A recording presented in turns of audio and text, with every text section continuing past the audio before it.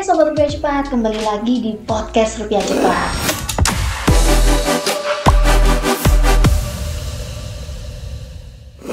Nah, kali ini kita kedatangan narasumber baru nih teman-teman. Nah, kita mungkin bisa kenalan dulu Mbak. Oke. Halo semuanya, perkenalkan namaku Aulia Mafiro atau yang dikenal Vira. Aku merupakan PR atau yang dikenal Public Relation di Rupiah Cepat. Oke, dan saya Lia sebagai host di podcast ini. Nah, kebetulan untuk tema podcast kali ini yaitu kita bahas tentang pentingnya literasi keuangan. Lebih ke literasi keuangan digital ya, gitu. Nah, mungkin dari teman-teman yang di luar sana belum tahu ya, PR itu tugasnya apa sih kalau di Rupiah Cepat ya kan? PR kan public relation ya kan? Nah, apa sih peran PR di Rupiah Cepat ini? Oke, sebenarnya banyak yang nggak tahu profesi PR itu apa. Apakah sama dengan sekretaris perusahaan? Apakah sama dengan copywriter atau mungkin sama dengan marketing? Enggak ya, PR itu lebih ke apa ya istilahnya? Ambasador dari perusahaan tersebut. Jadi dia tugasnya mewakili perusahaan untuk komunikasi eksternal, internal, terus mengurus press release, terus habis itu mengurus kegiatan, acara, seperti itu. Oke, berarti lebih ke acara eksternal, berarti lebih ke seperti menjaga citra perusahaan gitu lah ya. Nah, ngomong-ngomong citra perusahaan nih, perannya apa sih? Kayak gimana PR nih menjaga citra perusahaan gitu? Oke, sebenarnya kan Rupiah Cepat ini kan P2P lending ya Mbak ya. P2P lending yang dimana industri P2P lending itu di Indonesia itu benar-benar sangat-sangat sensitif dan penuh stigma ya gitu. Bagi PR sendiri, profesi PR sendiri itu merupakan tantangan untuk menjadi PR di industri P2P lending khususnya di Rupiah Cepat, seperti itu. Oke. Nah, terus tantangan terbesarnya apa nih buat membangun kepercayaan publik gitu ya? Mbak tahu sendiri lah ya, karena kan kita kan di industri peer-to-peer lending, stigma masyarakat kan masih seperti itu ke kita gitu. Nah, gimana sih cara membangun kepercayaan ke publiknya gitu? Oke, itu lumayan menantang ya Mbak ya, karena menjadi PR di industri P2P lending itu sangat banyak sekali kendalanya, banyak sekali tikungannya gitu. Apalagi mengingat industri ini tuh dapat stigma negatif dari masyarakat gitu. Ya, apalagi stigma pinjol ya, dimana banyak pinjol-pinjol ilegal, terus habis itu mengatasnamakan institusi P2P lending resmi. Jadi PR sebisa mungkin memberikan edukasi ke masyarakat dan juga literasi ke masyarakat mengenai seperti apa sih industri P2P lending itu gitu, dan tujuannya apa, visi misinya apa hal baik yang akan kita bawa untuk memberikan impact kepada masyarakat, seperti itu. Nah, gimana PR Rupiah Cepat ini menangani misinformasi atau informasi negatif yang beredar di media atau di sosial media? Sosial media ya. Oke, cara kita itu ini tentang strategi ya, strategi bagaimana mengalami gitu. Jadi bahasanya kalau di PR kita mengalami hal-hal seperti itu namanya crisis management, dimana kalau krisis kita itu harus bekerja sama dengan divisi mungkin digital marketing atau sosmed, kemudian divisi legal dan juga divisi CS. Jadi kita harus saling berintegrasi untuk berdiskusi untuk mengenai bagaimana sih problem solving dari masalah yang terjadi seperti itu. Karena kalau misalnya krisis itu tanpa diskusi antar divisi itu nanti akan berdampak buruk kepada perusahaan. Jadi harus berdiskusi, nggak hanya PR aja yang memutuskan, tapi PR harus membuat keputusan, juga butuh pandangan andil betul, pandangan dari legal, dari tim sosmed atau digital marketing, kemudian dari tim CS itu seperti apa, perspektifnya seperti apa, baiknya seperti apa, kemudian kita ketika problem solusi itu sudah ketemu, kemudian kita melaporkan itu ke direktur, apakah direktur setuju dengan solusi yang sudah kita diskusikan bersama itu. Oke, jadi prosesnya panjang juga ya. Iya. Buat bisa dapat output yang baik juga pastinya. Betul. Gitu. Oke. Nah, beberapa waktu ini kan di sosial media lagi marak nih bahwa AFPI atau Asosiasi Fintech Pendanaan Bersama Indonesia udah mengganti nih Mbak istilah pinjol ke pindar, Pindar. pinjaman online ke pinjaman daring. Nah, menurut Betul. Mbak Vira sendiri sebagai PR gimana nih tanggapannya? Oke, sebenarnya istilah ini itu diganti karena maraknya stigma buruk negatif tentang pinjol atau pinjaman online gitu. Dan banyaknya pinjaman online ilegal yang mengatasnamakan pinjaman online resmi yang telah terdaftar di OJK. Nah, hal ini kemudian dibahas oleh asosiasi yaitu AFPI, Asosiasi Fintech Pendanaan Bersama Indonesia, dibahas untuk membuat istilah baru untuk nge-rebranding pinjol ini kayak gitu. Kemudian kita beralih ke pindar atau yang dikenal dengan istilah pinjaman daring. Kita berharap dari istilah pinjol ini, stigma negatif dari istilah pinjol ini bisa dihapuskan seperti itu. Bisa memperbaiki lah, rebranding lah istilah pindar ini, istilahnya kayak gitu. Kenapa kita fokus di pergantian istilah itu? Karena seperti yang kita tahu, P2P itu hadir di Indonesia itu bukan juga tanpa alasan ya. Kita hadir di Indonesia untuk memberikan fasilitas kepada masyarakat yang unbanked dan underserved. Masyarakat unbanked dan underserved itu adalah masyarakat yang tidak memiliki akses terhadap bank dan juga tidak memiliki akses terhadap kredit. Jadi kita hadir untuk memberikan mereka akses itu.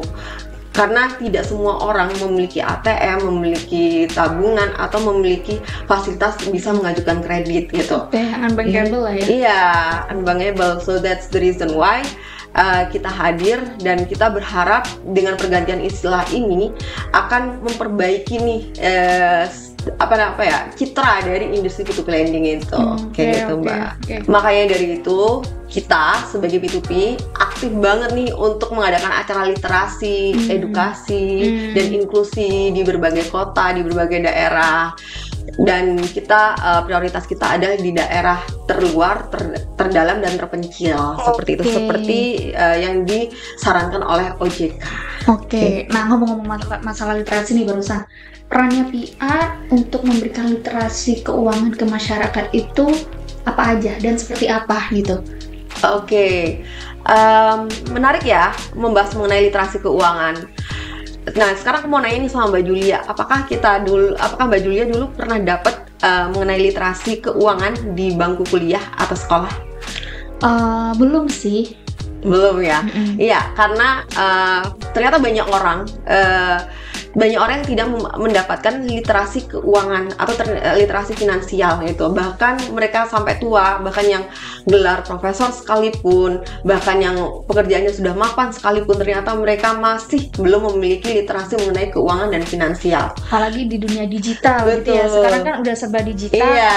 Bank sekarang udah pada buka bank digital. Sekarang fintech serba digital. Apapun bisa akses semua dari digital. Betul. Nah, mungkin dari ini juga bisa kayak kita perlu nih adanya literasi keuangan gitu. Betul. Kan ya, biar orang-orang masyarakat juga bisa lebih tahu lagi gitu ya. Menarik banget nih. Nah, kayak gimana sih contohnya dari Rupiah Cepat tuh langkahnya seperti apa untuk membentuk atau membuat literasi keuangan kepada masyarakat? Sejauh ini Rupiah Cepat itu aktif ya memberikan literasi keuangan khususnya ke mahasiswa, ke masyarakat di daerah kayak gitu. Kemarin itu Rupiah Cepat di tahun 2024 berhasil mengadakan seminar edukasi di Tribakti Business School, di mana di situ merupakan mahasiswa yang mendapatkan beasiswa dari yayasan dan juga pemerintah. Namun kita menemukan fakta bahwa ternyata di situ para mahasiswanya banyak menyalahgunakan uang beasiswa digunakan untuk gaya hidup seperti itu. Contoh untuk beli handphone, untuk mengikuti standar-standar yang mungkin tersebar di sosial media, di TikTok. Dan itu merugikan diri mereka dan mereka tidak memprioritaskan pendidikan mereka. Sehingga uang yang diberikan yang awalnya untuk pendidikan akhirnya dipakai untuk hal-hal yang bersifat sementara gitu. Konsumtif lebih banyak. Betul. Kemudian yang kedua, kita kemarin sempat mengadakan acara literasi tentang keuangan di Palu, di Universitas Tadulako Palu. Nah, di situ masyarakat banyak masyarakat yang segmentasi mahasiswa ya, mereka banyak yang tidak mengerti dan mereka mengaku tidak banyak mendapatkan materi mengenai finansial, keuangan. Jadi di sana kita memberikan materi itu, terus kita memberikan pengertian mengenai judi online yang pada saat itu lagi sedang marak ya. Kita memberikan pengetahuan ke mereka bahayanya, dampaknya seperti apa sih judi online. Karena kemarin itu kita di Tribakti School nih Mbak, kita menemukan bahwa beberapa mahasiswa itu ternyata terlibat di dalam judi online gitu. Jadi uang beasiswa itu dipakai untuk judi online. Nah, makanya itu kita punya data nih, kenapa akhirnya kita membawa case judi online ini menjadi salah satu materi yang kemarin kita sampaikan ke mahasiswa di Palu seperti itu. Terus kita juga sempat memberikan materi mengenai pengaruh kesehatan keuangan terhadap kesehatan mental di saat di Balikpapan. Kita memberikan materi itu karena ternyata banyak nih orang yang sekedar yang berpikir bahwa ketika mereka punya uang, mumpung aku punya uang, aku mau healing nih, aku mau ngasih rewards untuk diriku sendiri gitu. Akhirnya mereka menggunakan uang itu sampai kebablasan gitu tanpa memikirkan akhirnya berhutang, akhirnya seperti ini kayak gitu. Jadi itu pentingnya kita memiliki literasi keuangan dan dengan pengelolaan keuangan yang baik seperti itu. Nah ini kan tadi Mbak jelaskan kalau kita lebih ke mahasiswa gitu ya, yang bertarget target pasarnya untuk literasi keuangan lebih ke mahasiswa. Mungkin selain mahasiswa ada target lain nggak sih untuk plan berikutnya di Rupiah Cepat ini? Ada Mbak. Kalau tahun lalu kita sempat mengadakan kompetisi ya bersama UMKM yang bergerak di isu lingkungan gitu. Jadi kita merupakan P2P lending pertama yang melaksanakan ESG. Wah, hebat banget nih Rupiah Cepat. Iya, environmental sustainable and green. Jadi kita mendukung pertumbuhan ekonomi hijau lewat kemarin acara kompetisi Green Innovation Day itu kayak gitu, dan itu bagian ESG kita yang pertama kali melakukan. Dan kita udah punya segmentasi community engagement lah gitu ke teman-teman yang bergerak di isu ekonomi hijau seperti itu. Kemudian rencananya tahun depan kita akan bergerak untuk menggait teman-teman disabilitas seperti itu. Tahun depan atau tahun ini? Tahun ini ya. Tahun ini 2025 kita akan mencoba untuk menggait teman-teman disabilitas, karena segmen teman-teman disabilitas tuh banyak yang tidak melihat itu. Padahal ternyata penting banget untuk teman-teman disabilitas aware mengenai masalah atau isu mengenai literasi keuangan. Keren banget ya Rupiah Cepat, sumpah keren banget sih. Nah, ngomong-ngomong masalah masyarakat yang udah mendapatkan literasi keuangan gitu ya, edukasi literasi keuangan, gimana kalau misal masyarakat yang belum mendapatkan edukasi literasi keuangan ini, dampaknya seperti apa gitu? Banyak banget ya dampaknya kalau misalnya kita tidak memahami mengenai literasi keuangan ataupun literasi finansial gitu. Salah satunya kita akan salah dalam memanage keuangan gitu, dan itu akan membuat kita membuat keputusan-keputusan ekonomi yang salah jalan gitu. Contoh, kita punya uang 5 juta nih gitu, ternyata uang itu kita pakai keseluruhan untuk gaya hidup, untuk memenuhi kriteria sosial media. Kan ada tuh kemarin rame tuh, kalau nggak punya iPhone katanya nggak kaya gitu kan. Gitu. Stigmanya orang-orang punya iPhone berarti kaya, lebih keren gitu kan. Kayak kaya, keren gitu. Nah, hal-hal kayak gitulah yang menjadi pressure orang-orang untuk mendapatkan barang-barang mahal tapi di atas kemampuannya gitu loh. Jadi kita harus tahu nih kemampuan kita seberapa gitu. Misalnya salary kita UMR 5 juta gitu. Salary kita 5 juta. Ya kita harus alokasi 30% untuk ditabung, 30% untuk kebutuhan hidup, sisanya untuk senang-senang, nggak masalah. Seperti itu. I see. Jadi ya karena banyak masyarakat yang masih belum paham untuk pengaturan keuangan mereka sendiri gitu ya. Oke. Nah, untuk Rupiah Cepat nih sekarang lebih difokuskan kemana sih untuk kegiatan literasi keuangan ini gitu? Tahun ini ya? Tahun ini. Tahun ini itu kita fokus di isu anti fraud dan juga di isu anti fraud dan juga di isu judi online ya tahun ini. Tapi kita lebih ke anti fraud gitu. Jadi ya anti fraud, judi online, dan juga satunya lagi itu mengenai istilah itu tadi, campaign pinjol beralih ke pindar itu. Gitu. Karena kenapa sih kok ngambil anti fraud? Karena emang sebanyak itu kah isu-isu di luar sana? Kasus anti fraud sendiri itu banyak ya, sama seperti kita tahu, dan kita ingin memberikan pengetahuan ke masyarakat mengenai bagaimana sih pentingnya keamanan digital gitu, karena ternyata keamanan digital itu sepenting itu gitu loh. Kalau zaman dulu tuh ATM, cara kita ngebobol ATM itu kan dengan cara memasang alat di mesin ATM kan. Kalau sekarang cara-cara seperti itu kan sudah tidak berguna lagi. Udah ganti cara nih, fraudnya udah lewat digital gitu loh. Jadi bahkan kejahatan pun tuh sekarang berkembang gitu. Jadi itulah pentingnya kita aware terhadap isu anti fraud ini. Jadi lebih cepat lebih fokusin ke anti fraud dan keamanan data.